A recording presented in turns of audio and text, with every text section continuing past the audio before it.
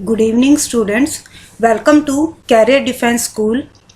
आज मैं आप लोगों को सोशल स्टडीज़ पढ़ाऊंगी और जो हमारा चैप्टर है वो है फंडामेंटल राइट्स। सबसे पहले हमें ये पता होना चाहिए कि फंडामेंटल राइट्स होता क्या है। फंडामेंटल राइट्स जो होता है वो एक मौलिक अधिकार होता है और ये जो राइट्स हैं वो हमारे पार्ट 3 में आते हैं, आर्टिकल 12 to 35 इंडियन कॉन्स्टिट्यूशन के, यानी कि भारतीय संविधान के अंदर ये हमारे फंडामेंटल राइट्स जो आते हैं वो पार्ट 3 में आते हैं और आर्टिकल जो इसमें इंक्लूड होते हैं वो होते हैं 12 से लेके 35 तक। अब आपने देखा होगा जैसे कि ये एरो लगा हुआ है, इस एरो का मतलब क्या है। पार्ट 3 एंड आर्टिकल 12 to 35 को हमारे भारतीय संविधान में क्या कहा जाता है, उसे कहा जाता है Magna carta of Indian constitution. Indian constitution का, भारतीय संविधान का मैग्ना कार्टा बोला जाता है इसे। अब हमें यह पता होना चाहिए कि जो हमारे फंडामेंटल राइट्स हैं इसकी बात कब हुई थी, कहाँ पर हुई थी, किस जगह पर हुई थी। अगर आप यहाँ ध्यान से देखो, इन 1931 इंडियन नेशनल कांग्रेस का कराची का सेशन था। 1931 में कराची सेशन हुआ था इंडियन नेशनल कांग्रेस का। तब उस सेशन में फर्स्ट टाइम फंडामेंटल राइट्स की बात करी गई थी और उस सेशन के जो हमारे प्रेसिडेंट थे वो थे वल्लभ भाई Patel. Important question from competitive point of view से बहुत बार पूछा गया है ये कि हमारे मौलिक अधिकार की बात कहाँ पर हुई थी, कौन से सेशन में हुई थी। नेक्स्ट पॉइंट है हमारा fundamental rights draft prepared by Jawaharlal Nehru. Fundamental rights का जो ड्राफ्ट है, यानी कि इसमें क्या क्या चीज़ें होंगी, क्या क्या गाइडलाइंस होंगी, वो किसने तैयार करा था? जवाहरलाल नेहरू जी ने।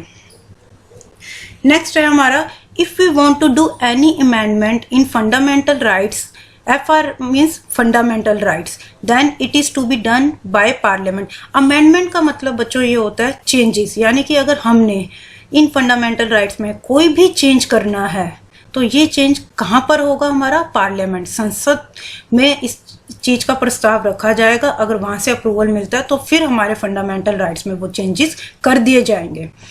These fundamental rights can be removed by president in case of emergency, यानी कि अगर हमें इन फंडामेंटल राइट्स को रिमूव करना है कोई शॉर्ट पीरियड के लिए, तो क्या हम इसे रिमूव कर सकते हैं? Yes, we can remove. और कौन कर सकता है इसको रिमूव? प्रेसिडेंट। सिर्फ एक प्रेसिडेंट के पास अधिकार होता है इन फंडामेंटल राइट्स को हटाने का। किस केस में? इन केस ऑफ इमरजेंसी, यानी कि हमारे देश में आपातकालीन लग जाए, नेशनल इमरजेंसी लग जाए, उन केस में इन राइट्स को थोड़े टाइम के लिए रिमूव करा जा सकता है। नेक्स्ट हमारा है इसमें for the protection of fundamental rights we can go to judiciary, यानी कि अगर हमने फंडामेंटल राइट्स को प्रोटेक्ट करना है, हमने फंडामेंटल राइट के हमारे जो संरक्षक हैं वो कौन है? जुडिशरी है। जुडिशरी का मतलब होता है न्यायपालिका। ये हमारा फंडामेंटल राइट का एक बेसिक पॉइंट्स हो गए हैं। इसी जो ये मैंने जितने भी पॉइंट्स बताए हैं ये सारे के सारे आपके इम्पोर्टेंट हैं। काफ़ी बार ये क्वेश्चंस एग्ज़ाम में रिपीट भी हुए हैं। अब बात करते हैं कि हमारे फंडामेंटल राइट्स कितने हैं। There were 7 fundamental rights in Indian constitution but now it is 6 fundamental rights. ठीक है जी, पहले जो हमारे इंडियन कॉन्स्टिट्यूशन में थे 7 फंडामेंटल राइट्स है। जब हमारा भारत का संविधान बना था उस टाइम पे 7 थे, बट अब 6 हो गए हैं।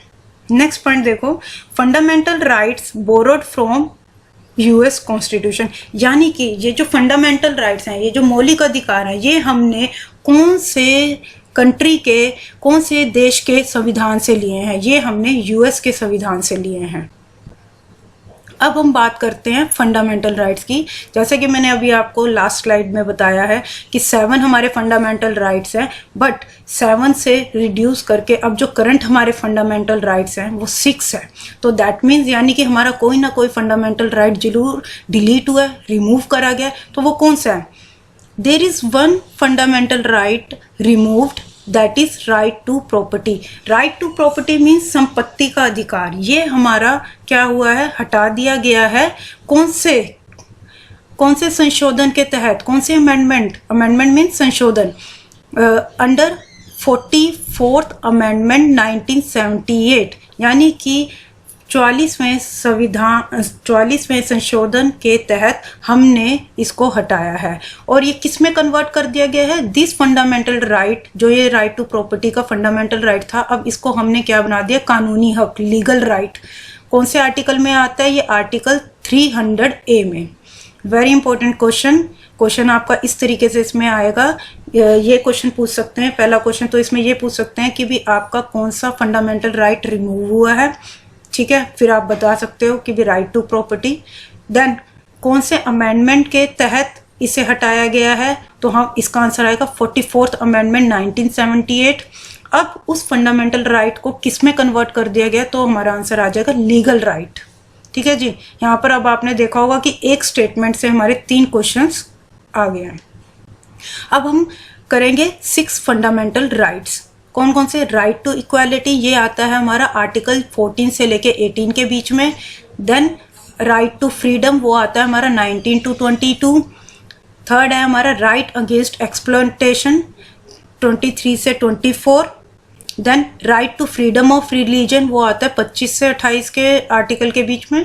Then cultural and educational right 29 से 30। और राइट टू कॉन्स्टिट्यूशनल रेमेडीज 32। अब मैं बताती हूँ, राइट टू इक्वालिटी मीन्स समानता का अधिकार, राइट टू फ्रीडम मीन्स स्वतंत्रता का अधिकार, राइट अगेंस्ट एक्सप्लॉयटेशन मीन्स शोषण के विरुद्ध अधिकार, right to freedom of religion जो हमारा 25 से 28 है, ये धर्म के रिलेटेड जो हमें फ्रीडम मिली है। कल्चरल एंड एजुकेशनल राइट, यानी कि हर पर्सन को अपने कल्चर और अपने एजुकेशन का राइट होना चाहिए। वो किसके अंडर आता है? आर्टिकल 29 से 30 के बीच में। देन आता है हमारा राइट टू कॉन्स्टिट्यूशनल रेमेडीज, ये हमारा आर्टिकल 32 में आता है, ठीक है, जिसे हम बोलते हैं संवैधानिक उपचार।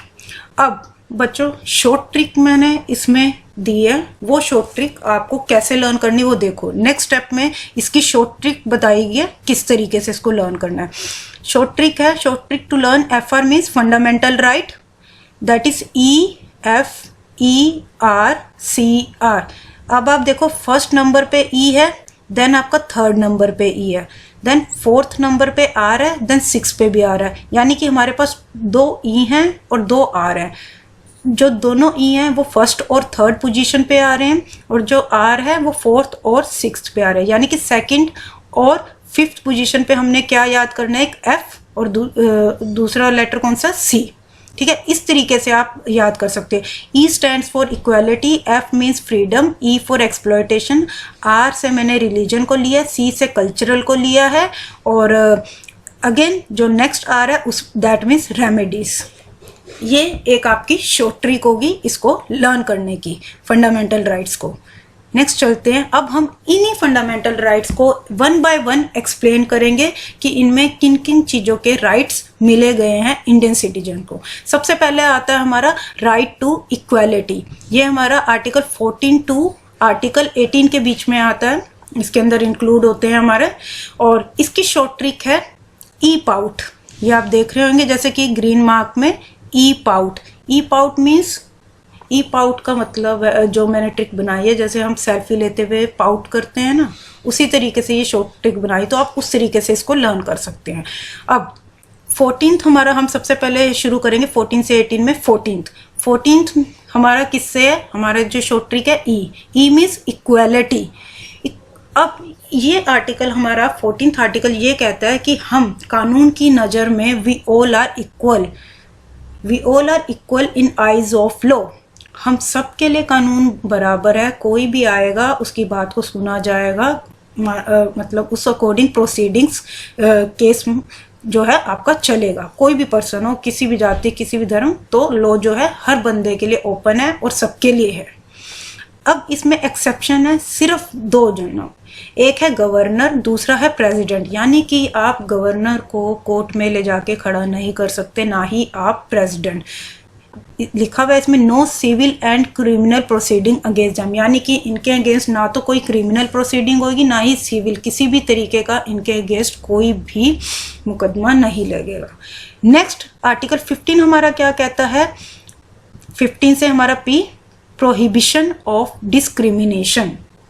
अब डिस्क्रिमिनेशन मतलब भेदभाव, यानी कि भेदभाव को प्रोहिबिशन मीन्स खत्म कर दिया गया, हटा दिया गया। किस चीज, किस बेसिस पे? On the ground of religion. आप चाहे किसी भी धर्म के बिलोंग करते हो, कोई भी सेक्स, मेल हो फीमेल हो, racism, then race, then caste, आपकी क्या जाति है, क्या जाति है, किस जाति से आप बिलोंग करते हो, तो उस चीज से कोई भी लेना देना नहीं है और आप कोर्ट में जाके अपनी चीजें रख सकते हो। आपसे ये नहीं पूछा जाएगा कि आप किस रिलीजन से हो, किस आप मेल हो या फीमेल हो, आपकी क्या जाति है, क्या धर्म है। इस चीज को आपको लेके कोई भी क्वेश्चन नहीं, आप किस भी कैटेगरी से बिलोंग कर सकते हो, यू कैन गो।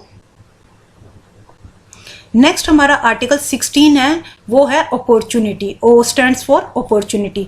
अब यहाँ पर अपॉर्चुनिटी किन लोगों के लिए? Equality of opportunity in matters of public employment, यानी कि जितने भी हमारे गवर्नमेंट ऑफिशियल्स हैं, जितने भी हमारे गवर्नमेंट ऑफिसेज हैं, उनमें भी, वहाँ पर भी कोई भी आपसे भेदभाव नहीं करेगा। अगेन किस चीज पर भेदभाव? रिलीजन की, आप इस धर्म से बिलोंग करते हो तो आप पब्लिक एम्प्लॉयमेंट में आप नहीं, मतलब आप एक पब्लिक ऑफिस में नहीं काम कर सकते हो, या आपकी पब्लिक ऑफिस में उस बात को नहीं सुना जाएगा, ऐसा कुछ भी नहीं है। आपको वहाँ भी इक्वालिटी मिलेगी, आप अपनी बात रख सकते हैं, आप वहाँ काम भी कर सकते हो, आपकी बात को सुना भी जाएगा। नेक्स्ट आर्टिकल हमारा आता है article 17, that is you. E pout करा था, ई हो गया हमारा, पी हो गया, ओ हो गया, अब हम कर रहे हैं you. Abolition of untouchability. Untouchability means छुआछूत, यानी कि आपसे आर्टिकल 17 में को no discrimination on the basis of lower caste and upper, यानी कि आपको इस तरीके से कोई भी ट्रीट नहीं करेगा कि यार ये तो मतलब छोटी कास्ट का है, ये छोटी जाति का है, तो हम इससे बोलेंगे नहीं, हम इससे बात नहीं करेंगे। लेकिन बिफोर इंडिपेंडेंस ये चीज़ें होती थी, उस चीज़ को ध्यान में रखते हुए इन्होंने ये चीज़ रखी है कि आज भी कहीं जगह पर हमारे देश में ये चीज़ें होती हैं, बट हमारा जो लॉ कहता है आपको छोटी जाति या लोअर कास्ट, अपर कास्ट, इस चीज़ों पे भेदभाव नहीं करा जाएगा। लॉ जो है वो सबके लिए बराबर है। नेक्स्ट हमारा आता है आर्टिकल 18। आर्टिकल 18 जो आता है उसमें बात करेगी ये टाइटल्स की। टी, ई पाउट, लास्ट हमारा टी, टाइटल्स। टाइटल्स, अब टाइटल्स में इसमें दो चीज़ें इंक्लूड होती हैं, एक है एजुकेशनल और एक है मिलिट्री। एजुकेशनल में यानी कि जैसे कि आपने देखा होगा कि इंजीनियर्स हैं वो अपने नाम के आगे ER लगाते हैं, डॉक्टर्स हैं वो अपने नाम के आगे DR लगाते हैं, तो यानी कि उनको लिबर्टी है कि वो अपने नाम के आगे इंजीनियर्स लिख सकते हैं, डॉक्टर्स लिख सकते हैं। अब मिलिट्री टाइटल्स में भी सेम, जैसे किसी को अगर परमवीर चक्र मिला है, अशोक चक्र मिला है, तो वो अपने नाम से पहले परमवीर चक्र, अशोक चक्र लगा सकता है। ये दोनों चीजें इसमें लिखी गई हैं, ये दोनों टाइटल्स दिए गए हैं और and these titles are legal in the eyes of law. Exception इसमें ये है कि जैसे हमारा पद्म भूषण है, किसी को पद्म विभूषण मिला हुआ है या भारत रत्न मिला हुआ है, तो आप इन दैट केस आप अपने नाम के आगे ये चीज़ नहीं लगा सकते। क्यों? बिकॉज ये जो टाइटल्स हैं ये एक अच्छे अवार्ड्स हैं, हाई लेवल के अवार्ड्स हैं, ये कहीं ना कहीं आपका छोटे और कम का भेदभाव कहीं ना कहीं कर देते हैं। तो बट यहाँ हम इक्वालिटी की बात कर रहे हैं, तो इसीलिए इस चीज़ को हमने इंक्लूड आर्टिकल 18 में, जो हमारा कॉन्स्टिट्यूशन है उसने संविधान में इस चीज़ को मतलब नहीं लिया गया है, सो दैट कि हमारा डिस्क्रिमिनेशन किसी से भी ना हो। ठीक है, आई होप आपको ये राइट टू इक्वालिटी क्लियर हुआ होगा। मैं फटाफट एक बार आपको रिवाइज करवा देती हूँ। इसकी शॉर्ट ट्रिक है ई पाउट। ई स्टैंड्स, अब फटाफट से रिवाइज करते हैं। ई का मतलब है कि इक्वालिटी, लॉ के लिए सब इक्वल हैं। P means prohibition of discrimination, यानी कि हम किसी से भी भेदभाव नहीं करेंगे उसके धर्म को लेके, या वो मेल है या फीमेल है या उसकी जाति को लेके। Then O means opportunity. Opportunity सबको सेम मिलेगी, सबको अवसर मिलेगा पब्लिक एम्प्लॉयमेंट में काम करने का या उनकी बात को सुनने का। अगेन आप किसी भी जाति धर्म से बिलोंग करते हैं, उस चीज़ से कोई लेना नहीं। यू से है हमारा अनटचेबिलिटी यानी कि छुआछूत, इसको भी अबॉलिश करा गया है, इसको भी डिलीट करा गया है कि हम छुआछूत का भाव किसी के साथ भी नहीं रखेंगे, सब इक्वल हैं। T means titles, titles again educational और मिलिट्री वाले जो भी उनको टाइटल्स मिलते हैं वो अपने नाम के आगे लगा सकते हैं, कोई प्रॉब्लम नहीं है, कोई इशू नहीं है। लेकिन अगर किसी को पद्म भूषण, पद्म विभूषण, भारत रत्न है, वो नहीं लगा सकते। नेक्स्ट आता है हमारा राइट टू फ्रीडम। ये हमारा आर्टिकल 19 से लेके 22 के बीच में आता है। इसकी शॉर्ट ट्रिक है फॉलिक। फॉलिक आप एक मेडिसिन के नाम से भी याद कर सकते हो। सबसे पहले हम बात करेंगे आर्टिकल 19 जिसमें हमारी हम एफ लेंगे। F means freedom. यहाँ पर क्या है, इस आर्टिकल में, आर्टिकल 19 में 6 फ्रीडम्स दी गई हैं इंडियन सिटीजन को। 6 फ्रीडम्स ग्रांट करी गई हैं, दी गई हैं। अब उन 6 फ्रीडम्स को हम कैसे याद करेंगे? मैंने एक शॉर्ट ट्रिक बनाई है, समर्पण, SAAMRPAN, जिसमें कि जो ये हमारा AN है इसका कोई लेना देना नहीं, ये एक ट्रिक बनाने के लिए हमने वर्ड यूज करा है, बट AN हमारा कहीं भी काम नहीं आएगा, टिल P तक हमारा ये काम आएगा। सबसे पहले S means speech and expression, हर किसी को स्पीच देने का, अपने व्यूज रखने का, एक्सप्रेस करने का पूरा मौका मिलेगा, इस चीज़ की फ्रीडम है हर किसी को।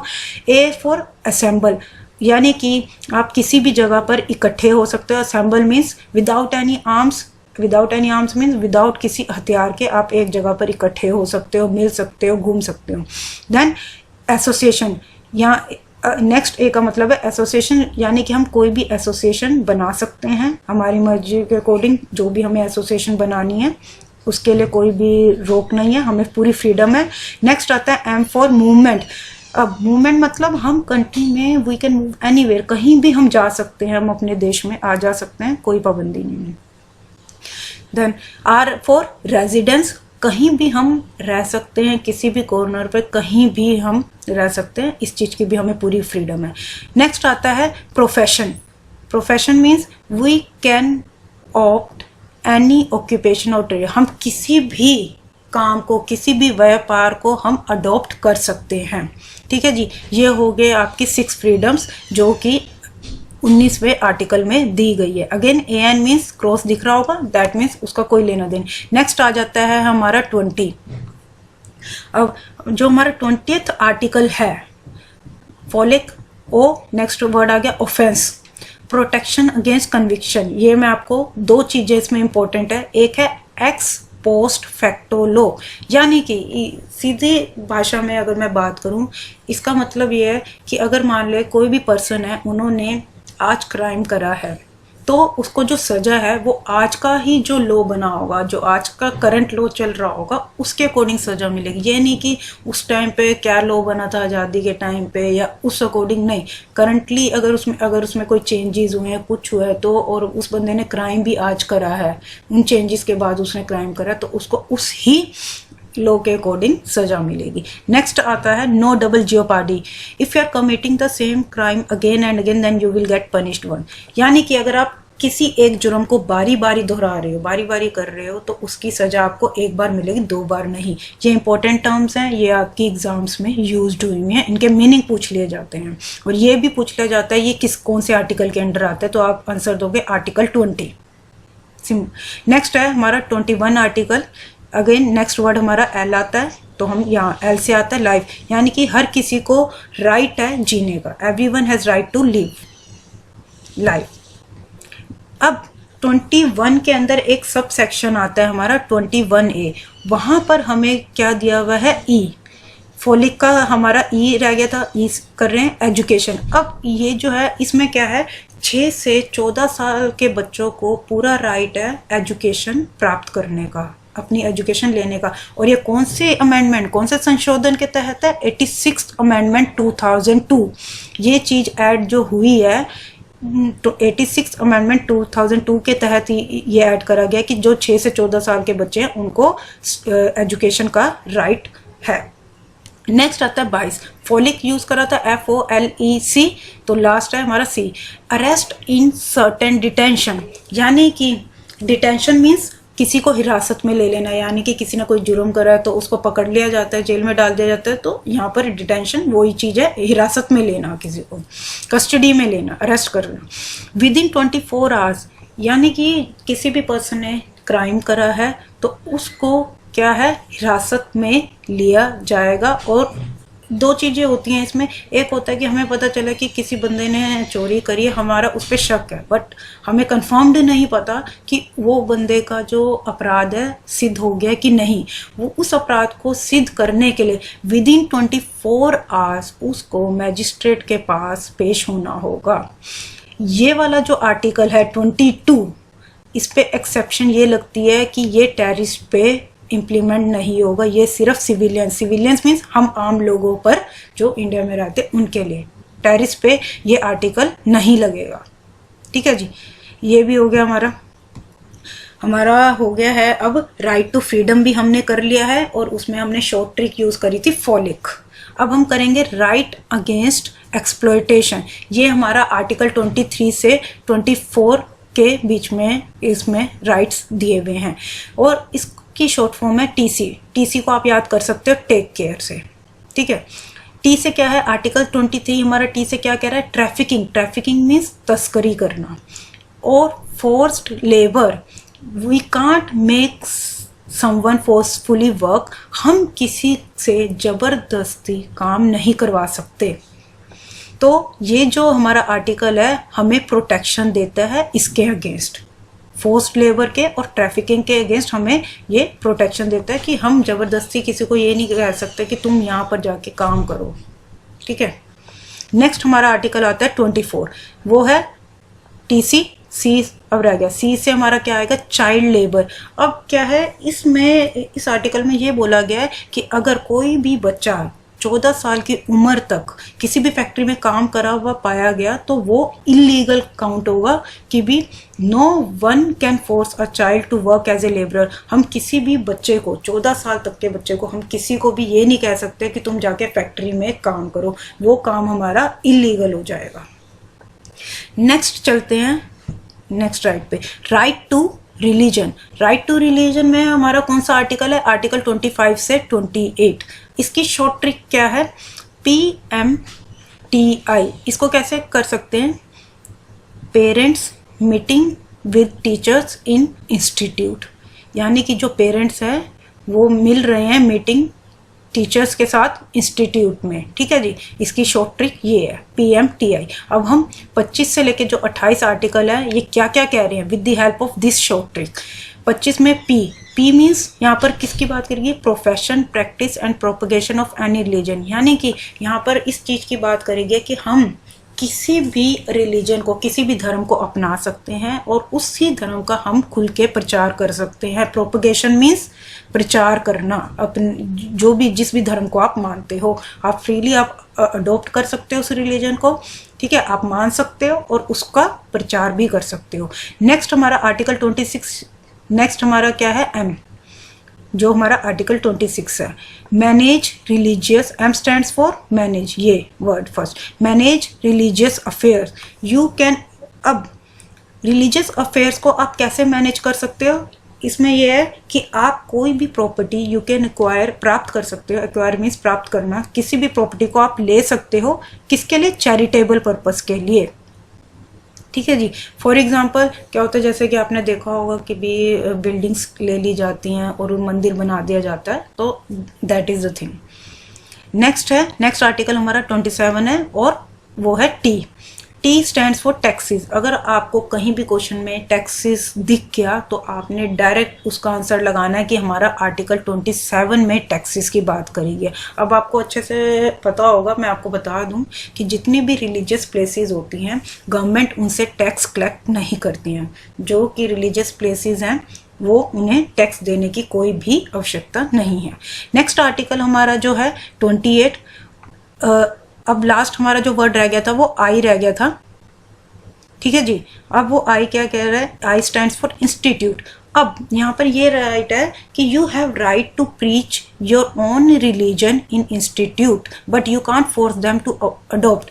इसका मतलब क्या है बच्चों, कि आप अपने रिलीजन के बारे में वहाँ पर प्रचार कर सकते हैं, आप उसकी स्टडी करवा सकते हैं, आप अपने रिलीजन के बारे में बता सकते हैं, लेकिन वहाँ पर उस इंस्टीट्यूट में पढ़ने वाले बच्चों को आप फोर्स नहीं कर सकते हो कि आप उनके रिलीजन को अडॉप्ट करें। एग्जाम्पल जैसे कोई भी जैन स्कूल है तो वो अपने जो भी फंक्शंस जैनिज्म के अकॉर्डिंग होते हैं वो कर सकते हैं, वो उसकी शिक्षा भी दे सकते हैं, लेकिन वहाँ पर पढ़ रहे बच्चों को आप फोर्स नहीं कर सकते हो कि नहीं भाई तुमने हमारा धर्म अडॉप्ट करना है। ठीक है, तो इसलिए एग्जाम्पल लिया हुआ Jain school, Christian schools. Next हमारा राइट आता है कल्चरल एंड एजुकेशनल राइट। ये हमारा आर्टिकल 29 से 30 के बीच में आता है और इसकी शॉर्ट फॉर्म है मी, मी। 29 आर्टिकल हमारा क्या कहता है, M stands for minorities, minorities interest protection, यानी कि जो माइनॉरिटी पीपल हैं उनके इंटरेस्ट को हम प्रोटेक्ट करते हैं इस आर्टिकल के through by conserving their languages, religion, culture. अब सबसे पहले मैं अभी आपको समझाती हूँ कि ये आर्टिकल क्या कह रहा है। उससे पहले हमें ये पता होना चाहिए कि माइनॉरिटीज़ का मतलब क्या होता है। माइनॉरिटी का मतलब वो होता है कि जिनकी पॉपुलेशन हमारे देश में सबसे कम होती है उन्हें हम माइनॉरिटीज़ में कंसिडर करते हैं। जैसे कि आपको पता होगा कि जो हिंदूज़ हैं हमारे देश में, हमारे इंडिया में सबसे ज़्यादा जो पॉपुलेशन है वो हिंदूज़ की है, और हिंदूज़ के अलावा जितने भी हैं वो सारे हमारे माइनॉरिटीज़ में कंसिडर होते हैं। After Hindus everyone falls under minority. तो अब यहाँ पर अब जो हिंदूज़ के अलावा जितने भी लोग हैं उनको पूरा हक है कि वो अपनी कोई भी लैंग्वेज है तो वो उसको प्रोटेक्ट कर सकते हैं, उसी को यूज़ कर सकते हैं, अपने कल्चर को भी वो प्रोटेक्ट कर सकते हैं इस आर्टिकल के थ्रू, रिलीजन को भी। ठीक है जी। नेक्स्ट आता है हमारा आर्टिकल 30। आर्टिकल 30 में मी करी थी इसकी शॉर्ट ट्रिक, तो 30 हमारा जो है 30 article means educational institution establishment. अब यहाँ पर क्या बात हो रही है कि जितने भी हमारे माइनॉरिटीज़ में लोग आते हैं उन लोगों को हक है कि वो अपने एजुकेशनल इंस्टीट्यूट खोल सकते हैं, वो अपने स्कूल, कॉलेजेस, कम्पिटिटिव कुछ भी खोल सकते हैं और उनको इसका पूरा अधिकार है। फॉर एग्जांपल आपने देखा होगा कि जैसे जैन्स के स्कूल्स होते हैं, देन आपके सिखों के स्कूल होते हैं, गुरु नानक पब्लिक स्कूल, इस तरीके से गुरु हरकृष्ण, तो वो अपने स्कूल्स खोल सकते हैं। माइनॉरिटीज़ को पूरा हक होता है कि वो अपने स्कूल्स खोलें। नेक्स्ट हमारा आता है राइट, लास्ट राइट है ये हमारा, और ये बहुत इंपॉर्टेंट राइट है, बहुत इंपॉर्टेंट क्वेश्चंस आते हैं इसमें से। राइट टू कॉन्स्टिट्यूशनल रेमेडी, यानी कि संवैधानिक उपचार। अब सबसे इंपॉर्टेंट क्वेश्चन पहले तो इसका पढ़ो। This fundamental right is called heart and soul of Indian constitution. इस फंडामेंटल राइट को दिल और आत्मा कहा गया है भारतीय संविधान का। किसके द्वारा? By doctor BR Ambedkar. ये क्वेश्चन बहुत बार एग्जाम में पूछा गया है। किस तरीके से पूछा गया है? पहला क्वेश्चन इसमें ये राइज होता है कि कौन सा फंडामेंटल राइट को हार्ट एंड सोल कहा गया है इंडियन कॉन्स्टिट्यूशन का, तो आपका आंसर आएगा राइट टू कॉन्स्टिट्यूशनल रेमेडीज, यानी कि इसको कहा गया है। देन नेक्स्ट क्वेश्चन ये आता है कि किस पर्सन ने heart and soul of Indian constitution कहा है इस फंडामेंटल राइट को? ऐसे आएगा कि राइट टू कॉन्स्टिट्यूशनल रेमेडीज को हार्ट एंड सोल की उपाधि किसने दी? तो आंसर हमारा आ जाएगा डॉक्टर BR अम्बेडकर ने।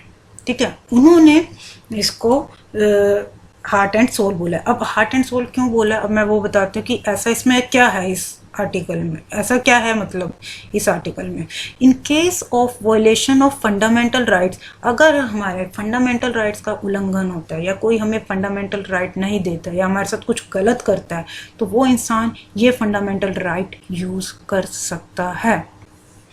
इस आर्टिकल में सबसे बड़ी चीज़, अब इसको हम यूज़ कैसे कर सकते हैं इस आर्टिकल को? दो तरीके से।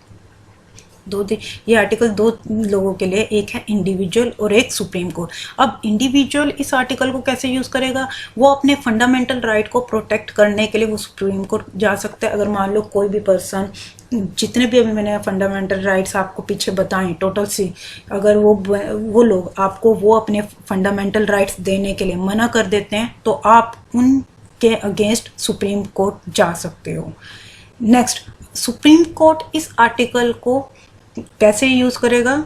वो हमारे टू प्रोटेक्ट फंडामेंटल राइट्स वो क्या करेगा 5 रिट्स इशू कर देगा। यानी कि सुप्रीम कोर्ट किस तरीके से उस पर्सन की मदद करेगा अगर कोई भी पर्सन वहाँ जाता है सुप्रीम कोर्ट में कि हाँ भी हमें इस बंदे ने ये राइट नहीं दिया या अगेंस्ट काम करा, तो आप अपने तो उसके लिए सुप्रीम कोर्ट जो है रिट्स इशू करेगा आपको। ठीक है, अब हम करते हैं 1 बाय 1। रिट्स होता क्या? 5 रिट्स। रिट्स मतलब रेमेडी, एक तरह से आपको बचने का, या आप लो के पास जा सकते हो, अपनी बात रख सकते हो कि हमारे साथ इस तरीके से हुआ। वो 5 कौन से तरह के रिट्स हैं? सबसे पहला है habeas corpus, to have a body. To have a body means यहाँ पर सुप्रीम कोर्ट की बात करेगी है कि हम सुप्रीम कोर्ट जा सकते हैं। अ पर्सन और एन इंडिविजुअल इलीगली डिटेन्ड, कोई भी पर्सन और इंडिविजुअल अगर इलीगली डिटेन करा गया है, ठीक है जी, तो then that person himself, friends, detain करना, हिरासत में लेना। किसी पर्सन को किसी भी पर्सन, किसी भी इंडिविजुअल को गैर कानूनी इलीगल तरीके से हिरासत में ले लिया गया है, तो वो पर्सन क्या करेगा, या तो खुद या उसके फ्रेंड्स या रिलेटिव्स इस रेट को यूज़ करके उस पर्सन को रिलीज़ करवा सकते हैं, यानी कि छुड़वा सकते हैं।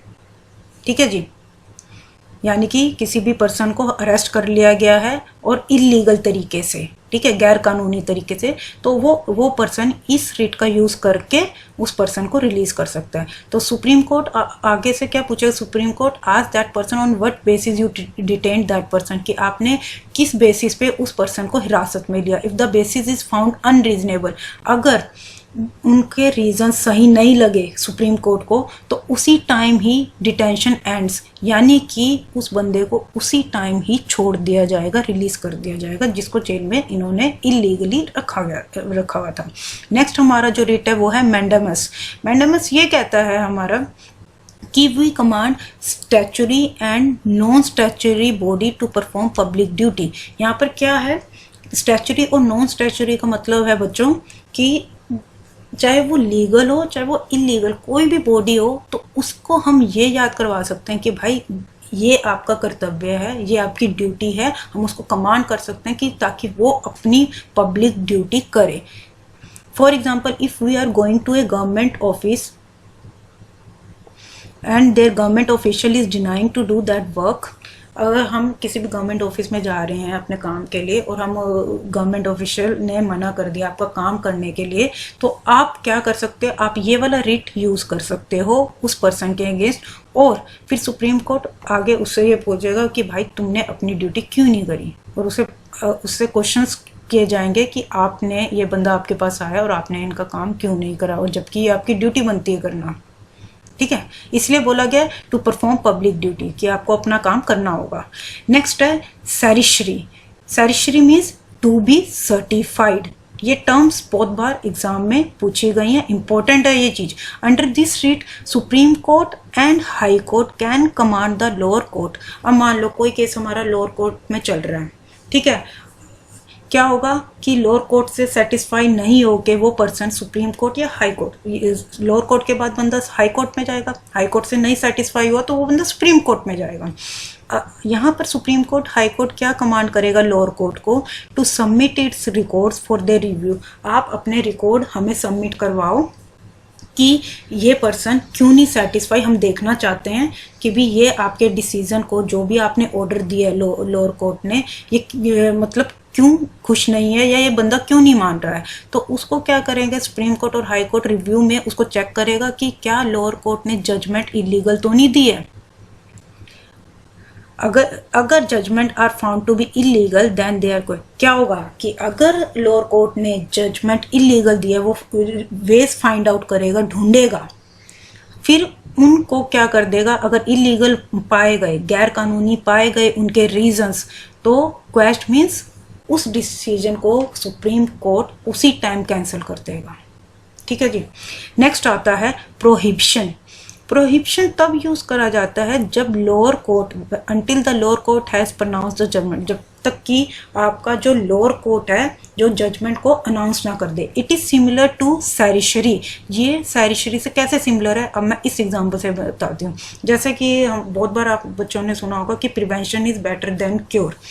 अब यहाँ पर प्रिवेंशन का जो काम कर रहा है वो है प्रोहिबिशन, यानी कि उस चीज़ को पहले ही प्रिवेंट कर लिया जाए, ठीक है, उसके जजमेंट को until the lower court has pronounce हम प्रोहिबिशन यूज़ करते हैं और उसके लोअर कोर्ट को जजमेंट को प्रिवेंट कर लेते हैं कि भाई इसने गलत तो नहीं दिया, ठीक है। दूसरा क्योर। सैरिशरी हम तब यूज़ करते हैं कि जब हमें ये पता लग जाता है कि लोअर कोर्ट ने ले लिया है डिसीज़न, बट हम उसके डिसीजन से सेटिस्फाई नहीं है। आपने बहुत बार देखा होगा न्यूज़ में कि क्या होता है, चैलेंज करा जाता है लोअर कोर्ट के वर्डिक्ट को, ठीक है, वर्डिक्ट मीन्स रिजल्ट्स को, तो वो बंदे हाई कोर्ट में जाते हैं। देन हाई कोर्ट में भी अगर आप नहीं सेटिस्फाइड हो तो सुप्रीम कोर्ट में। वही चीज़ यहाँ पर है, ठीक है। यहाँ पर ये चीज़ है कि यहाँ पर क्या होता है, क्योर करा जाता है सैरिशरी में और ये प्रोहिबिशन हमारा प्रिवेंशन की तरह काम करता है।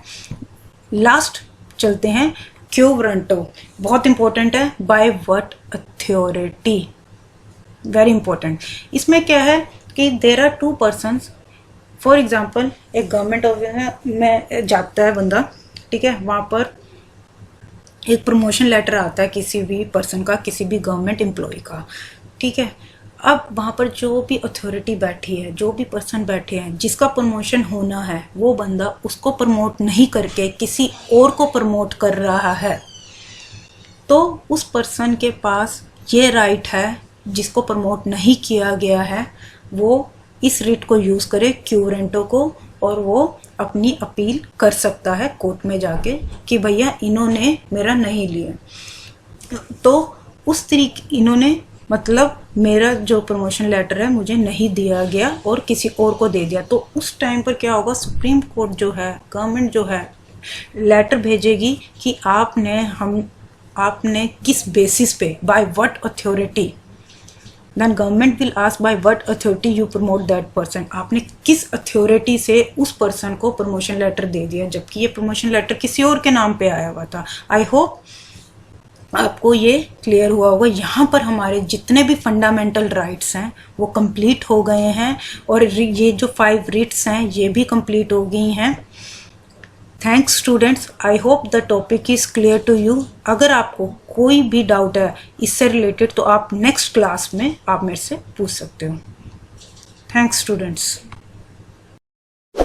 इस वीडियो को लाइक करें, हमारे चैनल को सब्सक्राइब कर बेल आइकन जरूर प्रेस करें हमारी न्यू वीडियो सबसे पहले देखने के लिए।